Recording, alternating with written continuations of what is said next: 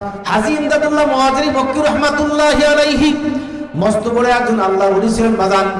হাজী ইমদাদুল্লাহ মুহাজিরি মক্কি রাহমাতুল্লাহি আলাইহি দরবারে এক মহিলা যে বলছে, হুজুর আমার স্বামী নামাজ পড়ে না।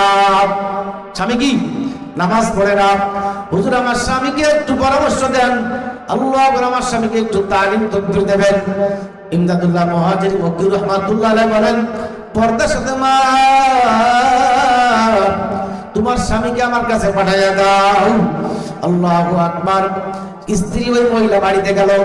বাড়িতে যাওয়ার পরে স্বামীকে বলে, স্বামী আমার তোমাকে বহুবার বলছি নামাজ পড়ো, কবরে আল্লাহু আকবার যাওয়া লাগবে, জান্নাতে তুমি আমি একসাথে থাকবো। স্বামীকে বোঝাই, মহিলা স্বামীকে বোঝাই, স্ত্রী স্বামীকে বোঝাই, ইসো আমার স্বামী দুনিয়াতে যেরকম আমরা এক জায়গায় থাকি, একই ঘরে থাকি, একই লেপের মধ্যে ঘুমাই, একই বালিশে মাথা দিয়ে ঘুমাই, একই দস্তরখানে খানা খাই, দুনিয়াতে যেরকম আরাম আয়েশ করে থাকি রে স্বামী,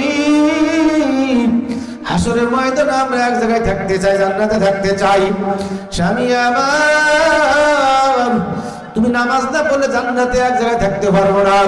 তুমি যদি রোজা না রাখো, আমার মাওলার হুকুম যদি পালন না করো, বিড়ি খাও, তামাক খাও, সিগারেট খাও, আল্লাহু আকবার, হিরোইন খাও, গাঁজা খাও, সুদ খাও, ঘুষ খাও, স্বামী আমার আলেম উলামা কয়, আল্লাহ কয়, আল্লাহ রাসূল কয়, কোরআন হাদিসে পাওয়া যায়, তুমি যদি ইসলাম না মানো, ধর্ম না মানো, আল্লাহর হুকুম না মানো, হাসরের ময়দানে তুমি আমি নাজাত পাইয়া জান্নাতি হইতে পারবো না, একই জায়গায় থাকতে পারবো না। এই জন্য স্বামী আমার তোমার সাথে কথা হইলো, যদি একই জান্নাতে যাইতে চাও, থাকতে চাও, তুমি নামাজ পড়ো, আল্লাহর পথে চলো। বহুবার বুঝাই স্বামীকে, স্বামী কিন্তু বুঝ মানতে চাই না, স্বামী তাড়া দেয়, ধিক্কার দেয়। বুঝাইতে বুঝাইতে বুঝাইতে বুঝাইতে একদিন স্বামী বলে, ও আমার স্ত্রী, কার কাছে যাবো তুমি বলো। তখন স্ত্রী বলে, স্বামী আমার ইমদাদুল্লাহ মুহাজিরি মক্কি মৌজারা আছে, চলো যাই তার কাছে, চলো সওগাত দিয়ে আসি। কিতাবে লেখে রে বাজান, আল্লাহ আকবার, স্ত্রীর কথা মোতাবেক স্বামী রাজি হইয়া, আগ্রহ হইয়া ইমদাদুল্লাহ মুহাজিরি মক্কি রাহমাতুল্লাহ আলাইহি চলে গেল। ইমদাদুল্লাহ মুহাজিরি মক্কি রাহমাতুল্লাহি আলাইহি এমন একজন আল্লাহর রাসূল বাজান, যে তার চেহারা দেখতো ইমদাদুল্লাহ মুহাজিরির নজর যার উপরে পড়িয়া যাইত, সেই ব্যক্তি আল্লাহর পাগল না হইয়া পারতো না। ইমদাদুল্লাহ মুহাজিরি মক্কি রাহমাতুল্লাহ আলাইহি বলেন, মা গো তুমি বাড়িতে চলিয়া যাও, তোমার স্বামীকে আমার কাছে রাখিয়া যাও। কিতাবে লেখে ওই আল্লাহর বান্দা আল্লাহ আকবার ইমদাদুল্লাহ মুহাজিরি মক্কি রাহমাতুল্লাহ আলাইহি বলেন, ও আল্লাহর বান্দা তুমি আমার দরবারে কিছুদিন থাকো। কয় হুজুর আমি থাকতে পারি, শর্ত আছে। শর্ত হলো আমি নামাজ পড়তে পারবো না, জিকির করতে পারবো না, আপনার কত কোনো আমল করতে পারবো না। ইমদাদুল্লাহ মুহাজিরি মক্কি রাহমাতুল্লাহ বলেন, বাবা আমি তোমাকে নামাজ পড়ার কথা বলতেছি না, রোজা রাখার কথা বলতেছি না, জিকির করার কথাও বলতেছি না। কিতাবে লেখে বাজান, ইমদাদুল্লাহ মুহাজিরি মক্কি রাহমাতুল্লাহ আলাইহি কোনো কিছু না বলিয়া অনেক মানুষ ওই ইমদাদুল্লাহ মুহাজিরি মক্কি রাহমাতুল্লাহ খানকায় দরবারে সব সময় থাকতো। আল্লাহু আকবার। দরবারের লোকেরা আল্লাহু আকবার, আল্লাহু আকবার। দরবারের লোকেরা রাত্রে বেলা ঘুমাইয়া রইছে, ওই আল্লাহর বান্দির স্বামী রাত্রে বেলা ঘুমানো। সবাই ইমদাদুল্লাহ মুহাজিরি মক্কির মুরিদ ভক্তবৃন্দ রাত্রে বেলা উঠছে, সবাই তাহাজ্জুদ নামাজ পড়েছে।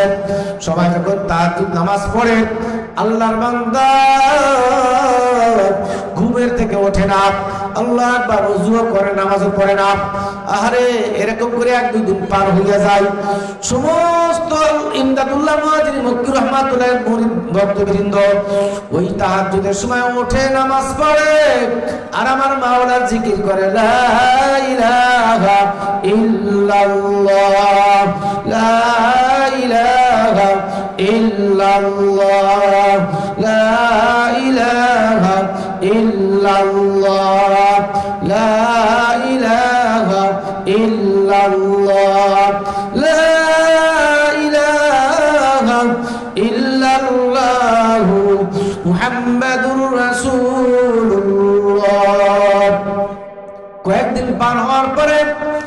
আল্লাহু আকবার, আল্লাহু আকবার, আল্লাহু আকবার। তাহাজ্জুদের সময় যখন সমস্ত মানুষেরা আল্লাহু আকবার ঘুম থেকে জাগ্রত হইয়া ওযু করে তাহাজ্জুদ নামাজ পড়ে মাওলার জিকির করে, ওই আল্লাহর বান্দা চিন্তা করলে আর তো ঘুমায়া থাকা যায় না। ওই দিকে ওনার স্ত্রী তাহাজ্জুদ নামাজ পড়ে আমার মাওলার দরবারে কান্দে আর বলে, আমার মাওলা, আমার স্বামীকে ইমদাদুল্লাহ মুহাজির মক্কিরাতে সুপুর্দ করে আসছি। ও আমার আল্লাহ,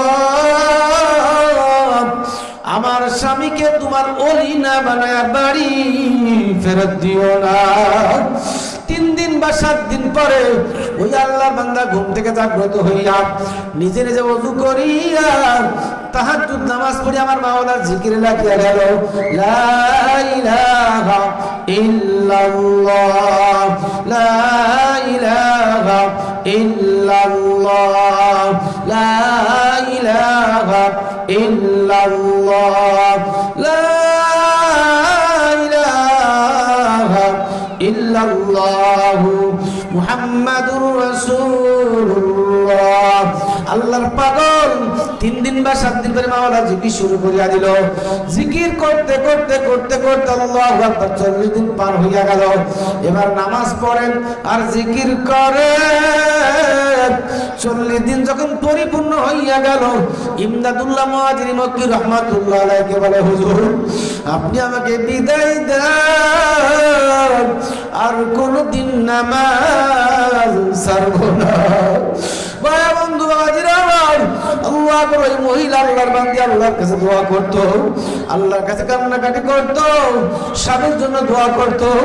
এই জন্য আমি আপনাদেরকে বলি, স্বামীদেরকে পাঠাইয়া দেন, কারিমে মাদ্রাসা মাহফিলে পাঠাইয়া দেন। আল্লাহ স্বামীর জন্য দোয়া করেন, যাদের স্বামী নামাজ পড়ে না, রোজা রাখে না, আল্লাহর কথা শুনে না, হিরোইন খায়, গাঁজা খায়, জুয়া খেলে, তাস খেলে, ঘুষ খায়, সুদ খায়, স্বামীদেরকে পাঠাইয়া দেন।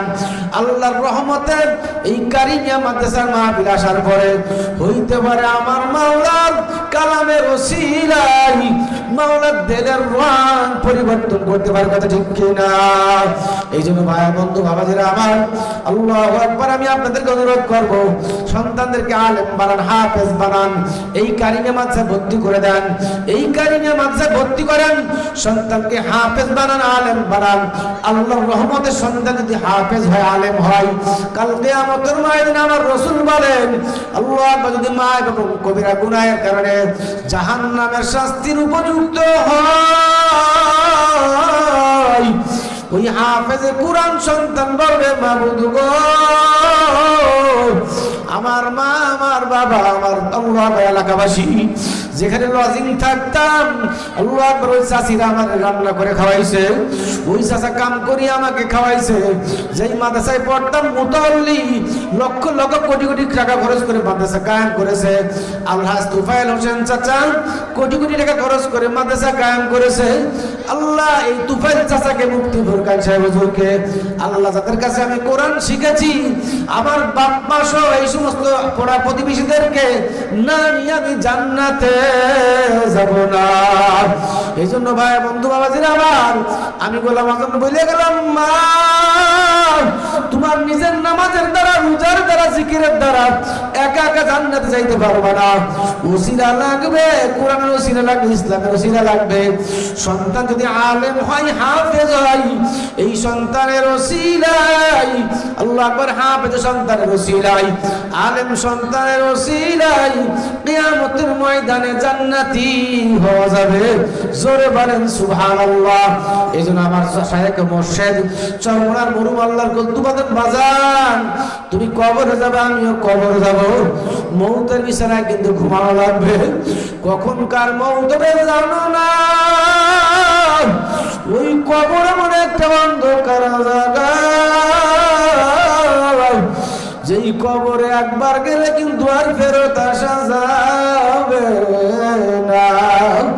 এই জন্য মনের বোঝারে মন, যেই কবরে যাবো একা একা থাকা লাগবে, ওই কবরে কোনো বন্ধু নাই, ওই কবরে কোনো সাথী নাই, বান্ধব নাই, অন্ধকার ঘর, আরামের কোনো বিছানা নাই,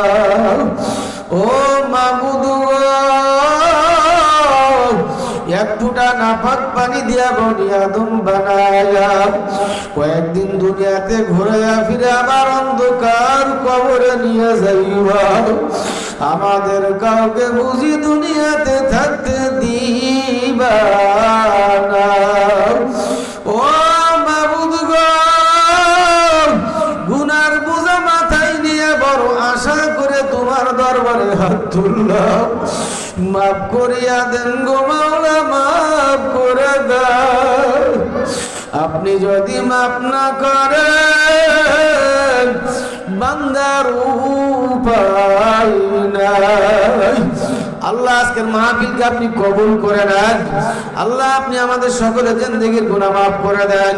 ইয়া আল্লাহ, এই এলাকার যত মুর্দারা অন্ধকার কবরে শুইয়া গেল, আল্লাহ আপনি সবাইকে মাফ করে দেন। যারা টাকা দিয়ে পয়সা দিয়ে আল্লাহ এই মাহফিলের ইন্তজাম করলো, সকলের দান দানকে আপনি কবুল করে নেন। ইয়া আল্লাহ, বিশেষ করে আলহাজ তুফাইল হোসেন আল্লাহ আল্লাহ, আলহাজ তুফাইল আহমদ চাচা আল্লাহ আল্লাহ, এই মাদ্রাসা মসজিদকে আল্লাহ বেহেশতের বাগান মিলাইয়া দিল। কোটি কোটি টাকা খরচ করে মসজিদ মাদ্রাসা কায়েম করে দিল। নিজের উপার্জিত পয়সা দিয়া মসজিদ মাদ্রাসার জমি ক্রয় করে দিল এলাকাবাসীর সহযোগিতায়। আল্লাহ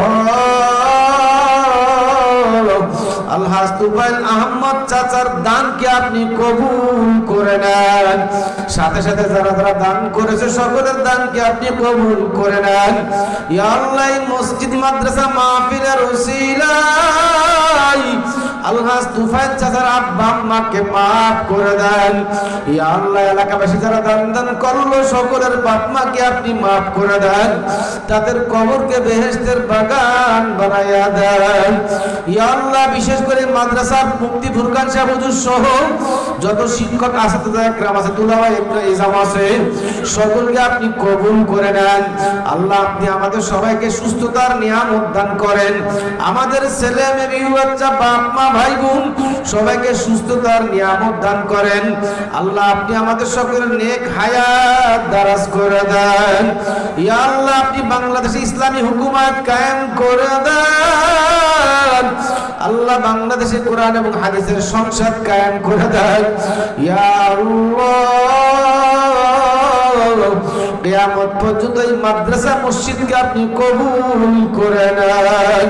আল্লাহ আমার তুফাইল চাচার নেক হায়াত দারাজ করে দেন, তার স্ত্রীর হায়াত দারাজ করে দেন, সুস্থতার নিয়ামত দান করেন।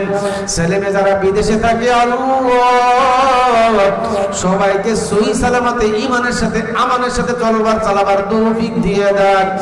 ইয়া আল্লাহ, কখন কবরে ডাক দেবেন জানি না।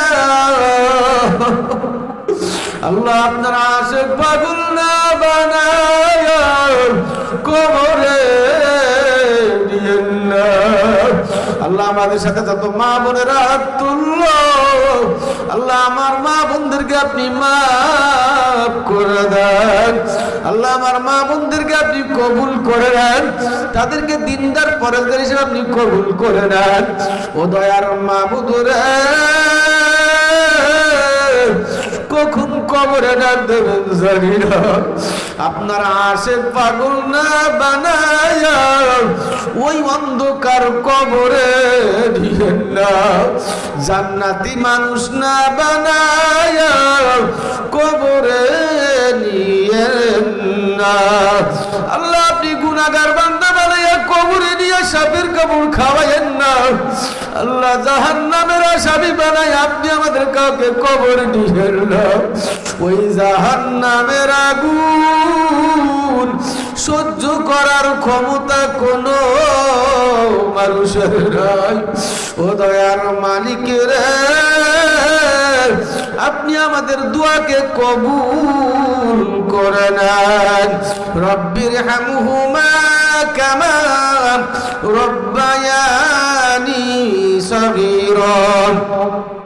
সুবহান রাব্বিকা রাব্বিল ইজ্জাতি আম্মা ইয়াসিফুন ওয়া সালামুন আলাল মুরসালিন ওয়ালহামদুলিল্লাহি রাব্বিল আলামিন।